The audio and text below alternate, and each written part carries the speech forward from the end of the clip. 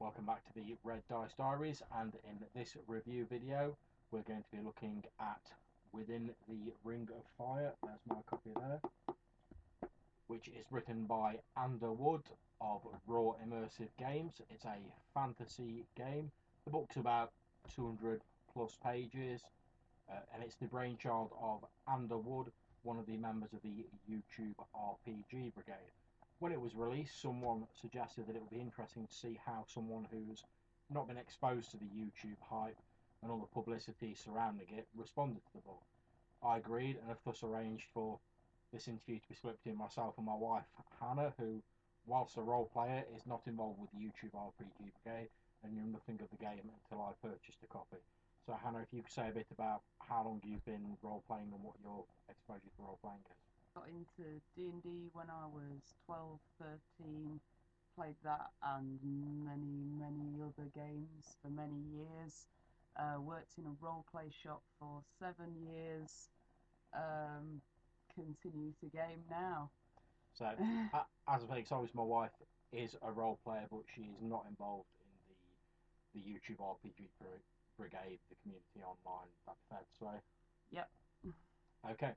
The game system itself, the central mechanic behind it, is a D8 based system with what's called exploding dice, where the rolls of 8 allow you to roll again and add both results.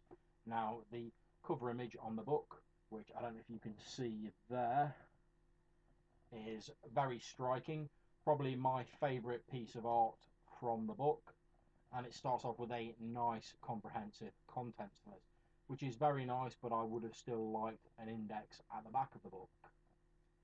So we'll move on to chapter 1, which runs on from the contents page almost seamlessly into the rule. The first chapter of the book introduces a lot of terms and odd names, unfortunately, so the player won't know on first reading. I do, however, like the alternate terms for GM, which is flame tender, and they're all nicely themed around this idea of fire, which is very appropriate to the book. I like shorthand. I like that lots of systems use the same names for these things. I don't tend to think they're necessary. What I would have liked to have seen was a glossary that told me all of these terms somewhere that I could keep referring back to. Okay, another suggestion in the book is to make the saga really live, and I love this idea of the world evolving and changing. The game does seem to suggest a very large stable of NPCs, and it talks about giving the NPCs a few little traits based on their narrative importance, which is nice. It doesn't go too overboard with that. This chapter also has some sections in it about simple rules for GMs and players to follow, including the classic Rule 7, which I don't think is put in its standard terms, but it's in there. Don't take the piss. On page 14, there's a mention about clouds being strange beasts, but it doesn't then tell us any more about that anywhere that I could see. It's an interesting idea. I'd like to hear more about it. There's also a point in here called Bring Back Player Actions. This is a really interesting mechanic that you can use to try and make your PCs feel more like heroes, or at least make them aware of the consequences of their actions. It's quite a cool idea. The whole early chapter doesn't read simply enough to be for first-time role players. It's not something that someone who just walked into my shop would have picked up. There's suggestions that you need to do loads of prep for games, that you need loads of notes and spiel, and that's all good stuff to have if you're that kind of GM, but a first-time gamer doesn't know whether they are or not. It's good to have lots of notes, but the stuff that's in here, particularly about like how to run a role-play game, it's all great stuff. It's all really interesting. We'll then move on to chapter 2, and I found a lot of the artwork in chapter 2 very good, even though there wasn't much consistency in the style of artwork used. The printing quality of the book's very good, although I didn't really think the racial summaries gave you enough detail in each section about the races. Now, I think this section could have done with going through more carefully and some bits of it just tidying up a little bit and making more relevant. For example, there's several locations missing from the inside cover map. And it's made me smile, but there's other places that they could have focused stuff, particularly throughout this chapter. Each of the races, there's a 2 or 3 paragraph discussion of breeding and who can breed with who, and it's all very entertaining. But I'd also like to know about the death rights of these races, about what technological levels they're at, about things like what kind of art they're into, who wears what fabric. But no, I've just got a 2 paragraph bit about breeding. Okay, so just to skim quickly through a few of the different races, we're not going to go through them all in detail because there are a lot of different playable races in this book. There's a few things like the Ferrum, which are basically dwarves with a slight spin on them. There's a couple of nice little tweaks, but I don't think anyone's going to be under any illusion that they are dwarves by a different name. There's the Freyan, who are a little bit more different than your standard Fey or elves. You weren't very impressed with the sort of gender reversal of the matriarchal society, particularly. It didn't seem to work. It's been a while since we read that section, so I can't be too specific. Okay, I think it was when we were discussing it, I thought it was nice that the different creation mythos were included, and there were some nice real-world parallels to different ethnicities, especially for the humans, which was useful as a sort of shorthand to be able to play those characters. We've got the Kalfar, where it's merchants overtaking the previously aristocratical rule of their society, which is an interesting reversal and could make for an interesting campaign. Not really sure if it needed to be a different race, so you were saying. Yeah, it just looked like another group of humans to me. They're an interesting idea, but I'm not quite sure that they're necessary in an early on book. I've noticed, having read more, that there's a lot of other races that are mentioned elsewhere in the book and not covered here. So I'm assuming that he's going to expand on all of this in a later book. Yeah, I think that's the plan, yeah. Okay, so if we go into the Mihan Gi, which are the Wolf Fae, what did you think of those? They looked a bit White Wolf, Werewolf, really. Again, interesting if you want to include that in your D&D campaign. I think my main problem with them was I didn't really see them fitting into a group with other races very easily. Which I thought if it was a mature group doing it, it could make some interesting role play. However, I could see it with maybe less experienced groups being quite problematical. I like the write-up. I thought for an evil race, it was very good. I'd generally probably cast them as villains or NPCs rather than player characters, but maybe that's just my own sort of prejudices about that sort of character. I tend not to go for, certainly in fantasy or D&D-esque style games, go for like evil races. But I think if you had a mature enough group, it could be quite a good source of plot complication, plot hooks. But you really would have to put a lot of work and a lot of thought into how to incorporate them into a group. I like shiny light heroes. Yeah, I definitely think I definitely think including them would change the tone of the game significantly. Yeah. To the opposite to that, really. Uh-huh. Okay, ogres. I quite like the idea of the ogres as a sort of everyman hero. You know, this big lumbering base that sort of gets put on by everybody, but has a sort of deep tribal tradition behind them. And I thought that was quite nice instead of just the normal, ogre smash and hit things with clubs. Same thing with the orcs, really. Yeah, again, the orcs. It's nice to have this race of farmers, but there's already like a fantasy standard. Why mess? Okay, we then got the Vayagish, don't know if I pronounced that correctly, who to me reminded me very much of the Githyanki from D&D with the serial numbers filed off. A very militaristic society, although I did like the justification of having them known as Hobbs Goblins. The way that sort of tied in with the deities, I thought that was very well done. And I did like that it was a realistic model of a militaristic society, and that's nice to see because normally when something's described as having a sort of militaristic background, they don't really go a lot into the society. They just go, they've got lots of soldiers, and that's it. Whereas I did think this gave a bit more detail, and I'm sure that'll be expanded on in future products. Yep. So overall, what would you say about the race chapter? Overall, there was some information there. There was some interesting plot hooks. There wasn't the information I wanted, and there wasn't as much of the good information as I would have liked. You know, there were lots of little hints at stuff that I Yeah, wanted more of. yeah, I'd completely agree. I think there was a lot of little bits where I'd look at it and I'd go, oh great, let's get on with this, and then that'd be all. There wouldn't be any follow up to it. Like you say, I think there was a lot of other things like death rights, birth rights, festivals, etc. General ecology stuff, really, that could have been Yeah, covered in a lot more detail. And I'm sure it will be sort of further on down the line in other products. But it would have been nice just to have a more balanced summary, I suppose, rather than so much focus on the breeding and certain other aspects of it. Okay, we then go on to chapter 3, which is the catalyst or character creation. And this chapter is very clearly written and laid out, although some of the explanations, such as in particular boosts, are a little confusing.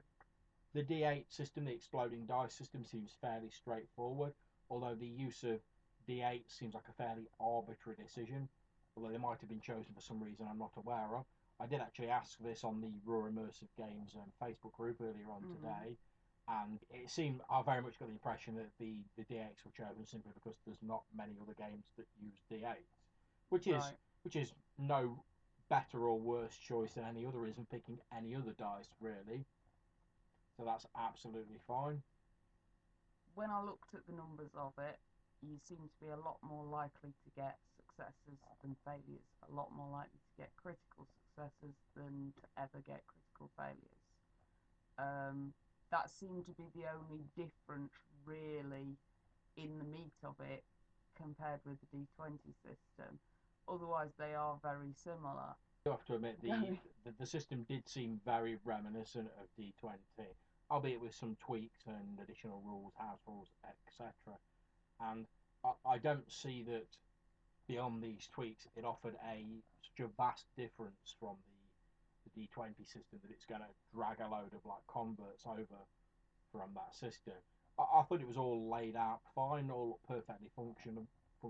Although I'm not a big fan of the crunch and the rules.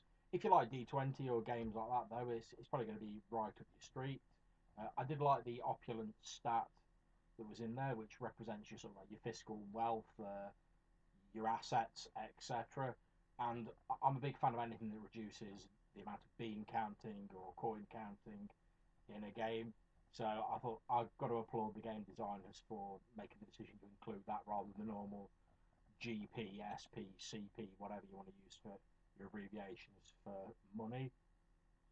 I thought there was some interesting and very useful little nuggets of role playing advice dotted throughout the chapter, such as selling or reacting appropriately to damage in combats and other situations. Again, in this chapter, I found there were some nice little hints for people that are starting out role playing. Yeah. Um, Nice little tips about running sessions for beginners, about wrangling your players and what to award XP for. And that's all really good stuff. Nice to see it in there. Okay, so we'll go on to chapter 4, which is extras. And I thought this was a very worthwhile inclusion. NPC extras do a lot, in my opinion, to speed up the game and provide that cinematic feel. They represent all the multitude of goons, minions, whatever you want to call them, that the PCs sieve through in order to get to the real enemy. However, as you pointed out, there's no real sample monsters or henchmen in this chapter just to pick up and sort of use. At this point of reading the book, I did get some paper together, gen up a character, and I was all ready to try out this number system that I just started to get my head around, and there's no monsters to test it against. So I had to go back and gen up something else before I could even just try out the system.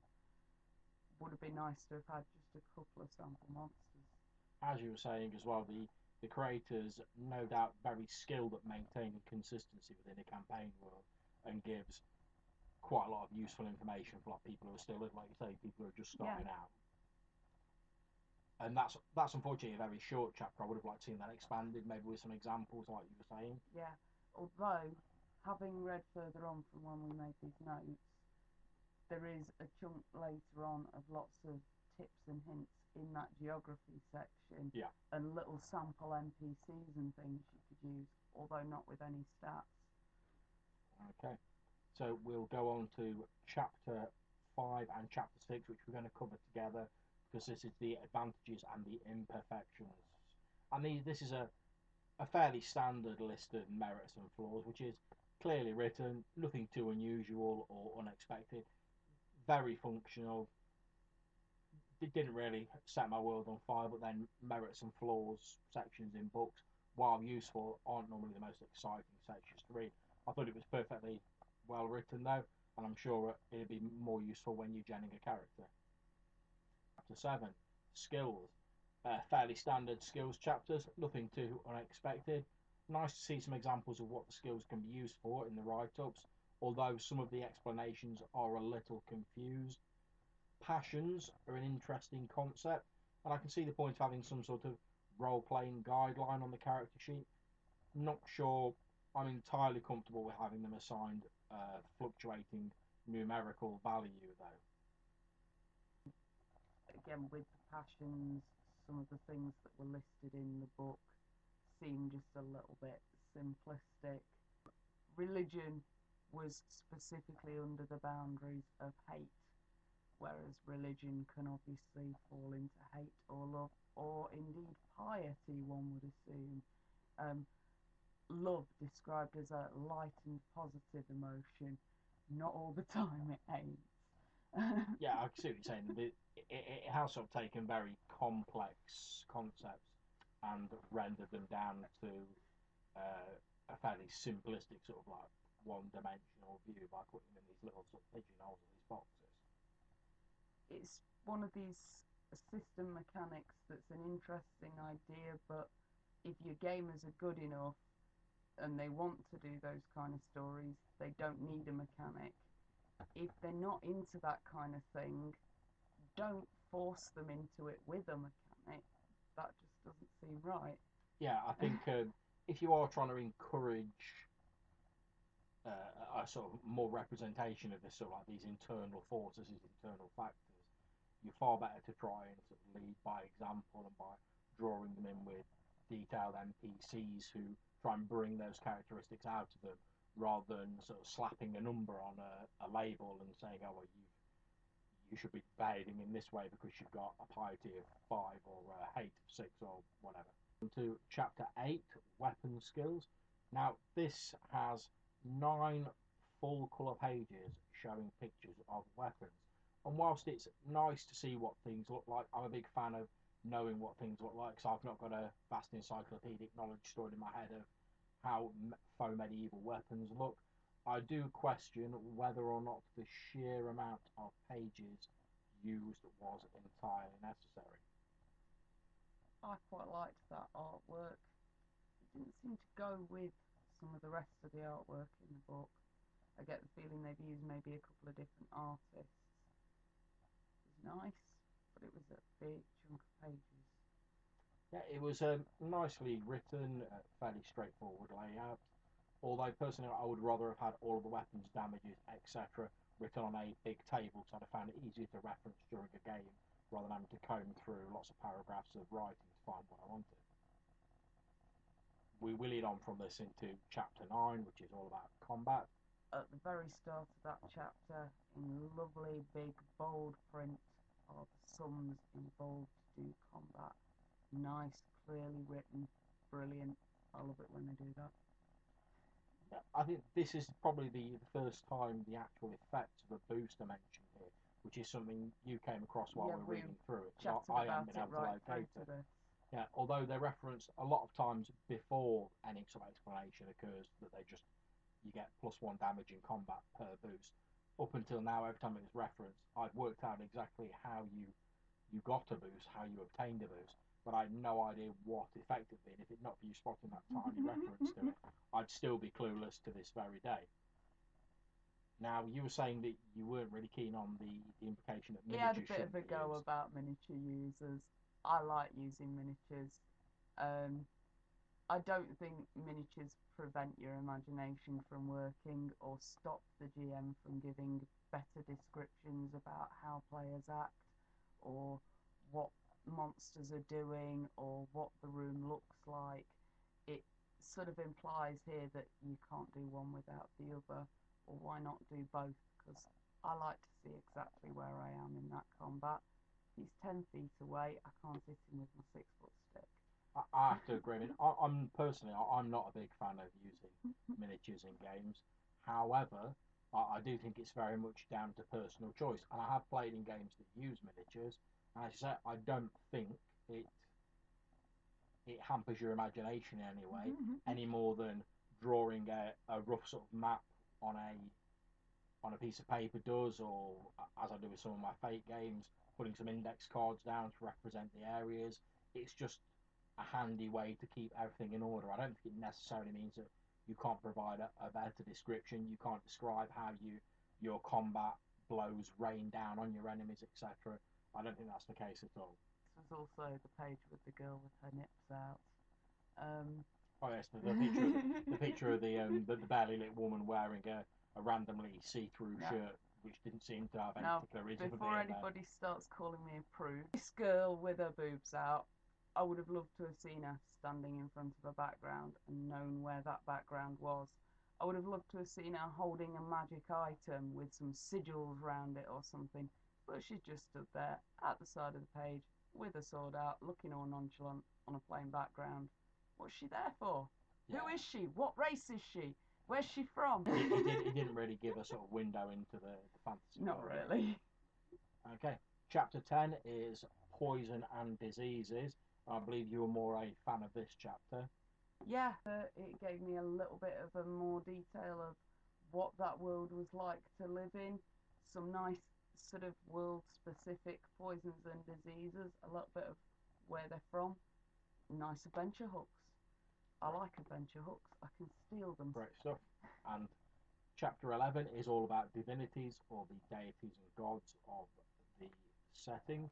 Now, this section, in my opinion, is far too short.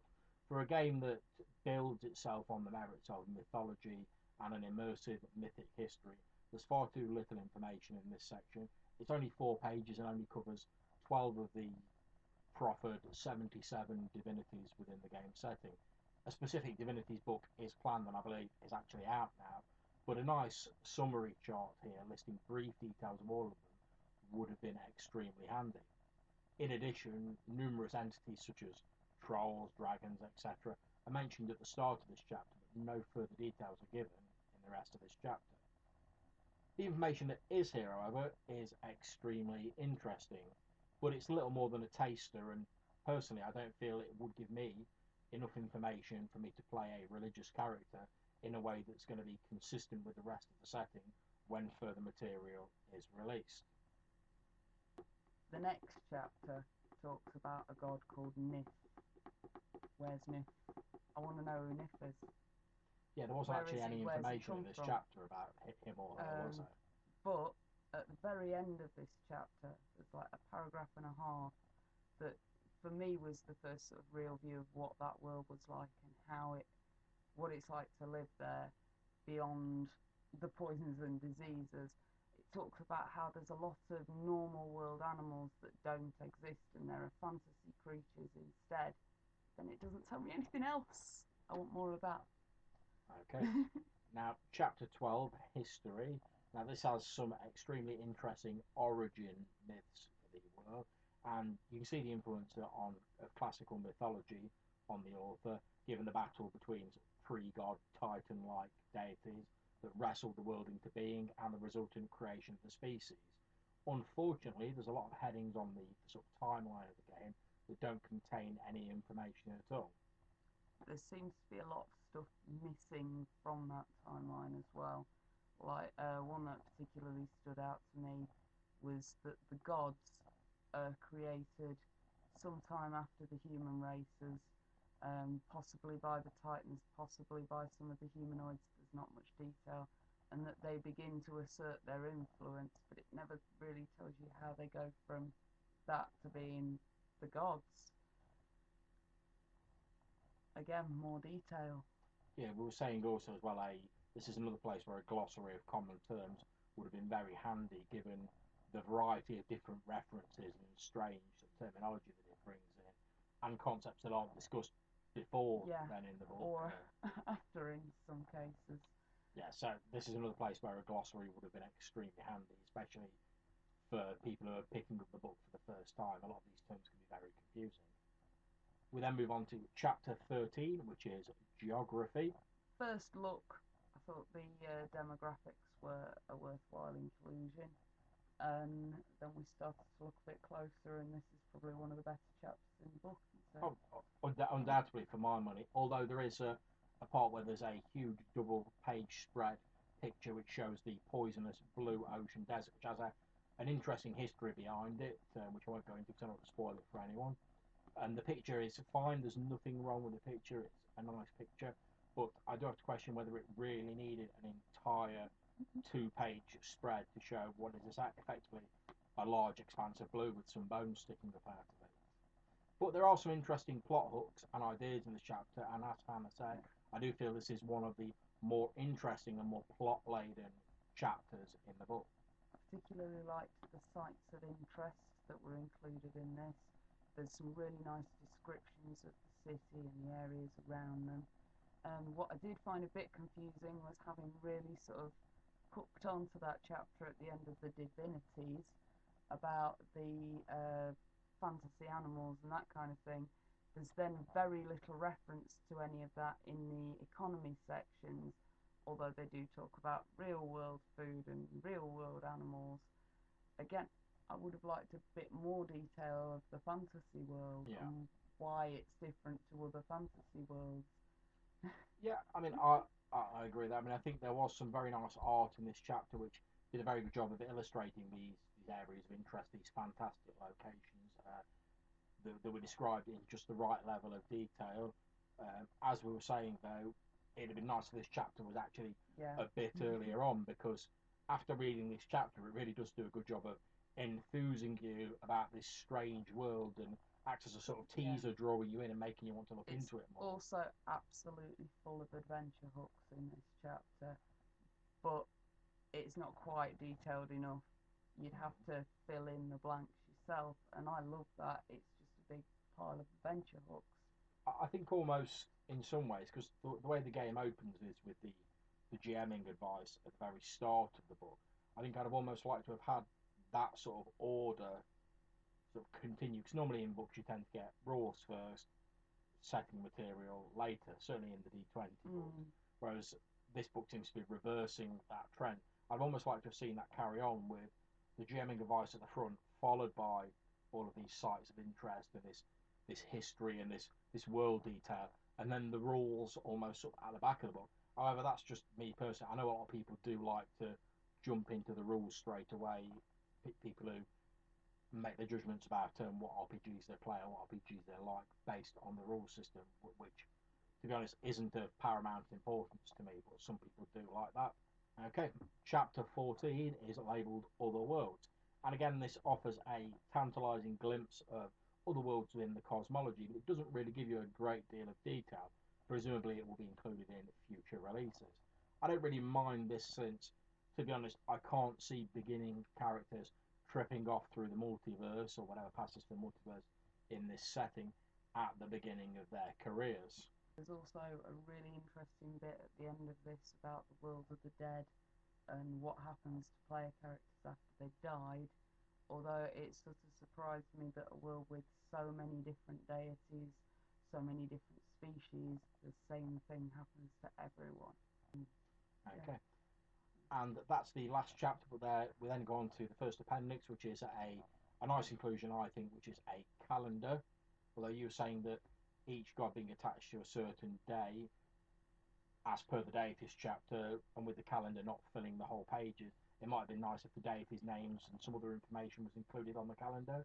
Yeah, there's a lot you can get to a calendar that can tell you a lot about how that sort of world works. Holy days, festivals, planting times, all that kind of stuff could be put onto a calendar. And as we were Also, saying, there's a big concentration on the day and night battle, which is mentioned here and there. Well, it's covered in the next appendix, isn't it? The illumination chart. And we were saying that could have just been folded into the calendar, and they wouldn't have needed a separate appendix for it. Because a lot of the information is duplicated in Appendix A and Appendix B. Yeah. The calendar and the illumination chart. And it could have all potentially been wrapped up in one. Information, but you could have put a lot more over those 3 pages and told me a lot more that I needed to know. Mm-hmm. We then go on to the character sheet, which is nice, clearly laid out, functional. That works. There's a smaller version of the Kvegathel map at the back, which is beautifully illustrated, if again a little vague, although I'm sure there'll be more detailed maps released as the game line goes on. So, in conclusion, for the Within the Ring of Fire saga book, I think it's got an intriguing background and an interesting blend of mythologies and legends. It has some excellent games master advice that would benefit anyone seeking to run a fantasy game, although possibly more for those who are just getting started, and probably a lot of people running other systems. There's a lot of intriguing plot hooks and adventure materials included in the book. Yeah, it's interesting campaign material. It doesn't seem to always gel together brilliantly. Some of it contradicts others, but then that makes sense if it's one race's version against another. I think that'll probably be smoothed out a little bit with like later materials as well, because obviously this is the first book that they've released. Personally, I'm not a massive fan of the rules. They do seem to have taken influence from D&D with a little dash of World of Darkness thrown in here and there. But as a fan of games with looser, more narrative-based systems, it's not really for me. If you like D&D style rules, though, it's probably right up the street. You'll probably really get on with them. I like the D20 system. I've always been a big advocate of it. There's a reason it's out there. It's to make things nice and simple so that we can jump straight into your interesting setting. Okay. I think there's some excellent artwork in the book and some that's perhaps not quite as good. And there does seem to be a little bit of a lack of consistency. You were saying that you don't really see enough of the world through the eyes of the artist. What's in there is beautiful artwork, but much as I was saying about the picture of the girl with her nips out, it's great artwork, but it doesn't tell me as much as I want to see through that setting. I'd like a few more epic backgrounds, and I would have also liked titles on that artwork telling me where that's a picture of. Yeah, there was also, when we were looking at it, we were saying that some of the art that shows members of a particular race often appear to have characteristics that don't entirely match the way the race has been described, as though perhaps almost they've been a bit different in an earlier draft and the art had been done based on those. I mean, overall, I think it's a very promising first book for Raw Immersive Games, and it gives me hope for the rest of the game line. I think if you're looking for a set of rules that will seem familiar to players of D&D, but does not use classes and has a more narrative flavour to it, then you may find these rules are just what you're looking for. The background mythology is intriguing and a very worthy attempt to create a campaign world that differs from the normal near real world fantasy ecologies that tend to be encountered in generic fantasy settings like Greyhawk or the Forgotten Realms, etc. Overall, I think I'm unlikely to run the game as is personally, since, as I say, I'm not a big fan of the D&D style rules myself. However, there are a lot of very interesting elements in the book, certainly in the background and the mythology, which I absolutely love, that for me make it a very worthwhile read. And these elements will no doubt be migrating to some of my games in the near future. I'd very much like to see some of the pre-planned adventures that they put together for this. I think that when it starts to be spread out, the ideas that he's got in there as plot hooks are going to be really interesting and entertaining. But I want to see more of this world in some way. I want more detail of what it's like to live there. Yeah, in a way, in a way, the saga book, which is the core book here, although it contains all of the main rules, it feels like a teaser for the rest of the product line, doesn't it? Really, which to a certain extent, is probably the intended purpose. Obviously, company, they want to draw you in and get you to invest in the rest of the game line.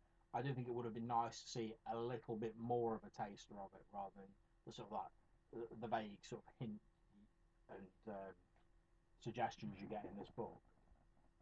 However, I think, as I said, if you're looking for something of a D&D vein, but with a more intriguing mythology and classless, I think you could do far worse than pick up a copy of Within the Ring of Fire. So this has been the Red Dice Diaries with myself, someone who's been fully immersed in the YouTube hype surrounding this product, and my lovely wife Hannah, who has had no exposure to the YouTube hype whatsoever. Thank you very much for watching. We hope that you'll click on like and subscribe to this video. We put out new videos every Wednesday, and until next time, thank you very much for listening and for watching. Take care.